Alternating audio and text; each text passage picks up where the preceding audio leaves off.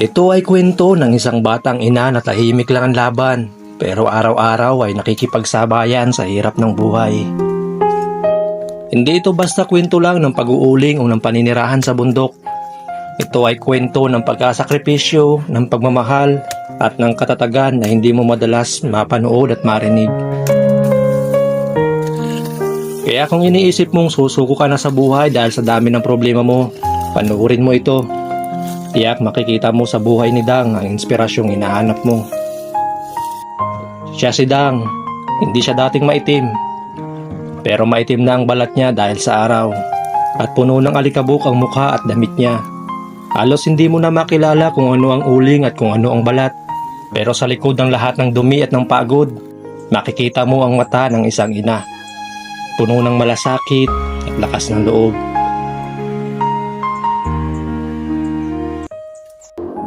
Iniwan ni Dang ang dating buhay niya sa patag at piniling sumama sa matanda niyang asawa sa bundok. Dito, simple lang ang buhay. Walang kuryente, wala nga kahit tindahan man lamang. Pero dahil dito na nagsimula ang pamilya ni Dang, dito na nila piniling lumaban sa hirap ng buhay. Araw-araw, siya ang kumikilos. Siya ang nag-uuling. At hindi ito basta trabaho lang. Mainit, mausok, at mabigat. Kailangan mong bantayan ng apoy, halukayin ng lupa at tiyaking tama ang pagkakabaga para maging uling. Pawis ang puhunan, pagod ang kapalit. Habang ang kanyang asawa ay nakaupo lamang sa malayo, tahimik na nagmamasid. 85 years old na nga pala si Kuya.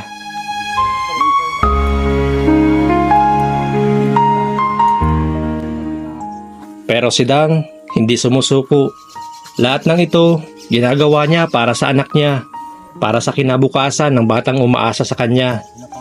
Dahil sa puso ng isang ina, kahit kaano man kabigat ang buhay, kakayanin basta para sa anak. Sa payak na kubo, doon kami nananahan.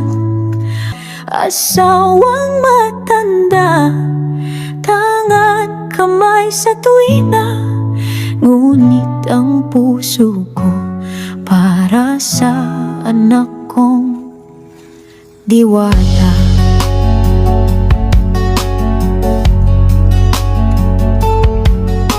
Ako'y batang ina, taglay tapang sa dibdib, pusong kay tibay kahit hirap sa paligid. Ang ngiti niya'y siyang tanawin. Sa bawat iyak mo, lakas ko'y umiting. Lupa ng bundok, hirap dito'y kailalim. Ngunit gagawin ang lahat para sa'yo, mahal. Ang kinabukasan mo, Pero kung iniisip mong tapos na ang nakakapagod na araw ni Dang, mali ka. Dahil habang ang iba'y nagpapahinga na, siya na may muling lalaban. Manguhuli pa siya ng alimango para may mailutong hapunan ng kanyang pamilya. Sa halip na magpahinga na, kinarga ni Dang ang pinakamamahal niyang anak. Dahan-dahan niyang isinakayang bata sa bangka, saka siya mismo ang nagsagwan. Walang reklamo, walang himutok, nakangiti pa nga. Aking pawis, pangarap ko'y hindi magupo.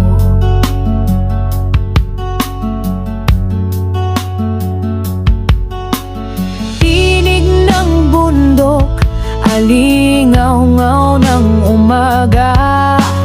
Kapit kamay sa hirap, hindi ko hahayaang mawala. Anak ko, liwanag sa dilim. Ayun, dalawa! Dalawa! Wah! Asa?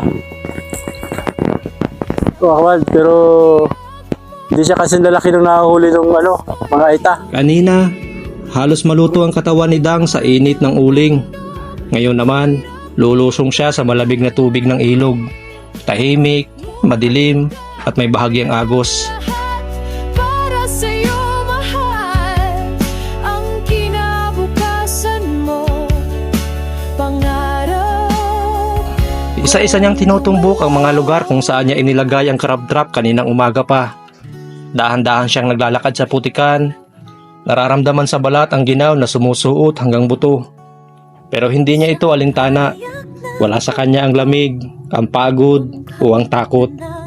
Ang iniisip lang niya, sana ay may mahuli, sana ay may mailuto, sana ay may pagkain ng anak niya ngayong gabi. Buwan, asawang matanda, tangan kamay sa tuwina, ngunit ang puso ko para sa anak kong diwata.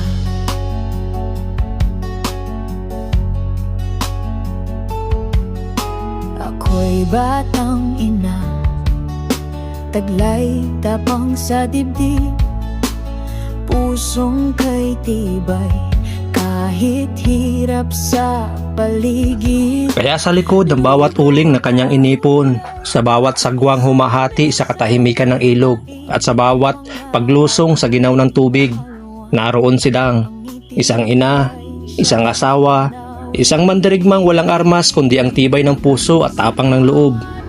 Hindi siya sikat, wala siyang entablado, pero sa mata ng kanyang anak, siya ang bayani. Ngunit gagawin ang lahat para sa'yo mahal ang kinabukasan mo, pangarap. At sa mga tulad niyang araw-araw na humaharap sa hirap, tahimik lang na lumalaban. Kayo ang tunay na kahulugan ng pagiging dakila. Kaya kung napapagod ka na sa laban mo sa buhay, alalahanin mo si Dang. Dahil sa kabila ng lahat, hindi siya sumusuko, hindi siya nagrereklamo, nakangiti pa siya. Huwag mong kalimutang ibahagi ang kwento ni Dang para mas maraming makaalala na ang tunay na lakas ay nasa puso ng mga simpleng taong patuloy na lumalaban. Kapit kamay sa hirap, hindi ko hahayaang mawala. Anak ko, liwanag sa dilim ng gabi, ikaw ang lakas ko, ikaw ang wagas kong tali. Sa bawat tiyak mo, lakas ko'y umiting. Lupa ng bundok, hirap dito'y kay lalim. Ngunit gagawin ang lahat para sa'yo mahal ang kinabukasan mo, Ano lang siya, oh. Ayun. Napakabilis niya lang matulog. Hindi talaga siya alagain. Sanay na sanay siya dito sa buhay nila dito. Ayon dyan, kina Kuya Ato sa kinadang. Dati, iniwanan lang nila ito dito si Tonton. Pinasara lang yung pinto na yan. Kuminsan nakaupo lang dito. Dali-dali lang silang bumabalik. Pero ngayon, may mga panahon daw na hindi na nagpapaiwan. Gusto na rin laging kasama. Pero yan, oh. Ganun lang siya kadaling alagaan. Sa katunayan, di naman talaga siya inaalagaan. Gaya ng ibang bata. Dahil kailangan nila magtrabaho. Sinusubo niya lang yung kanyang daliri. Yun lang ang pinaka-pacifier niya. Sariling paglibang lang sa sarili. Kasi matutulog na siya.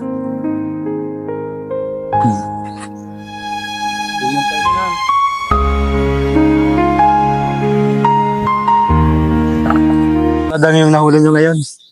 Ganito. Minsan ba mas marami dito nahuli nyo? Kapag ang Dami? namin mga 20. Mga 20. Ha? Dami. Dami. Saan napupuno yan kaya? Tali. Ah, napupuno yan. Saan nyo binibenta? Saan? Yung kasi nung si Andit pa nagaan. Ah, may kumukuha sa inyo. Puno pala ito. Puno yan. Ito. Magkano nagiging pera pag napupuno ito, kuya? Pag doon ay yung ano, puno. Makakahalaga ng mga 4,000. 4,000 pag puno. Ayun. Doy. Pero ngayon, tatlo lang. Karton lang ang pagkakahapon. Pinabit nyo kahapon. Tatlo lang. Yun ay mga isang gising naman lang. Ah, Abay, lang yan. ngayon. Kain na niya mga 3 kiluhan. 3 kiluhan. Lako ka na yun. May malalaki, may maliligo. Kaya, sabihin, 1940 ka pinanganak. Kaya isa na. Ano? 85. Pag-liberty ko lang nung Biyernes. Nung Abril 4. Ayun. Ay, si Dang, ilang taon na? Kaya 20 City. 27. 19 ano ka, Dang? Pinanganak. Hindi natandaan na yung kwan niya. Ayun. Enero yan. Buwan Enero. Enero. 20 City. Marami palang liklik dito, ano? Yoko pal, pag hindi nausukan. Ayun. So, bukas ang pan daw nung mas maraming, ano kaya? Oo. Bukas. Lilima yun. Lima? Baka isang araw. Yan, matatagalan naman yan. Hindi ko man i-deliver. Hindi may de-deliver. Hanggang ano eh. Hanggang dumami. Ito, binanton nyo kuya, kakana nyo pa yan. Oo, pag may pain. Pag may pain, yung binanton nyo. Tuloy-tuloy man ang kabit niyan. Tuloy-tuloy. So, Pag may pain, ayun. Ay ngayon, may pampain ka pa, wala na. wala na. So, yun lang muna, 5. Oo. Oh. Mahirap nga dito ang pain na. Pain pa lang mahirap. Kailan mo ba ikinanayang kahapon? Kahapon lang. Kahapon Tapos ikinana. kaninang umaga lang. So, yung kana mo kahapon, ngayon mo kinuha. Oo. Tapos yung kana mo ngayon, bukas naman. Bukas naman. Ganun pala ang sistema. Yung isang bangka mo kuya, Alin. kasi yung bangka mo pa lang yun ay butas-butas na ano. Bulok na yung galing kay Butin dingding nun. Ayun. Kailan mo planong tapusin? Ayan eh. Mga lapit na yan. Inuuna ko lang pang kuha na nga. May batsula ng Ayun. Gusto kong kaya, para matapos nyo na itong isang bangka nyo, bigyan ulit kami sa'yo ng tulong. Ano po? Ito kaya. Yung dami ng tulong mo. Ay. Opo. Yung yatang nauna namin binigay, tinatabi mo. Pari na Huwag mo na bangka. nabawasan nga na 1,000 nung misa. Ayan, opo. At nawalan kaming konsumo. Oo, yun. Hindi nagbigay yung aming sulitan Nung uling. yung uling, hindi nagbigay. Yung uling yung ginawa ng nakaraan, hindi nagbigay ng tama. Oo. Yeah. So, magkano pa natira? Nung nauna nyo? 3,000. Ayan, ay tama, baka naman magkasya na. Pero, Oo, ay magbabalik kami, dadagdagan pa namin yan para Ay. mabuo nyo ito isang bangka. Kasi gusto namin ito mabuo. Mga tapusan nitong buwan ng Mayo. Tapos na yan. Oo, tapos. Ayun. So, yun pala mga kawild, kasi yung isang bangka ni Kuya, bulok na. Ilang taon na ba yung nauna mong bangka?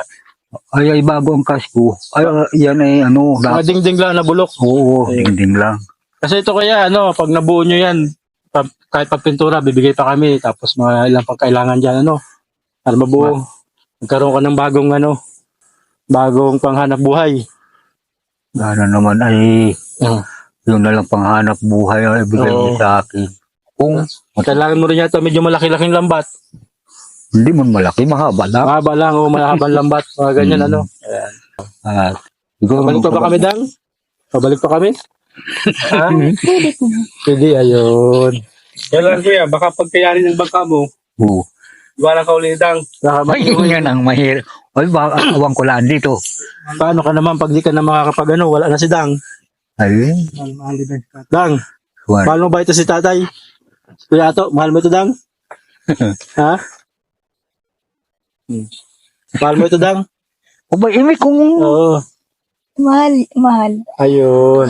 Asawang matanda, tangan kamay sa tuwina, Yeah. ngunit ang puso ko Ayun. Ibig sabihin ko kung di ka niya iiwanan, Kuya Ato. Pag ka na mga amba na iiwanan ka ni Dang. Dang, wala naman iba sa'yo nanliligaw dito. Doon, sa isang presyon, marami. Ay, marami. Kaya nilayo mo doon. Ay, ako naman talaga, kaya ako nag-alis doon. Gawa nga itinangay nilang bangka. Ayun. Ay, para ako nagsamaan loob. Oo, kaya umalis ka na doon. Ibig sabihin pala, Kuya Ato, doon, marami ka naging problema, Ay, sakit sa ulo talaga. Kung mahinahin ang isip ko, baka nasa palawang buhay na. Oo. Ay, ginaman at nakayanan mo. Dumating sa'yo si Dang. Yan naman ang Handa dumating ka- sa akin. Dang, paano kung may batang nanligaw sa'yo? Bahala. Pagpapalit mo ba ito si Kuya Ato? Dang. Dang. Pagpapalit mo ba ito si Kuya Ato? Abay, ini. Hindi, talagang. Ayos wala kaya. Salamat po sa lahat po ng aming mga viewers at mga sponsor na lagi sumusuporta sa amin. Ayan, isang prita. Yan.